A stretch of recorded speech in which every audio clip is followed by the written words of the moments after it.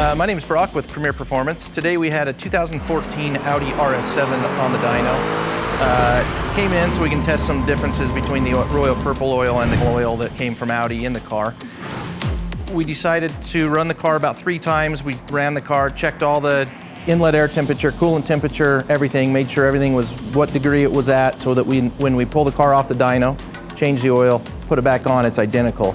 So we went ahead and did that. We ran the car 3 times on the dyno, pulled it off, changed the oil with the Royal Purple 5W30, put the car back on the dyno after that, got it up to operating temperature, made sure everything was where we started before, ran it 3 times or so, made sure everything was inlet air temperature, coolant temperature, everything was identical to the runs before. We ended up showing a gain of right at about 13 horsepower and about 20 foot-pounds of torque on the difference between the oil that Audi uses and Royal Purple.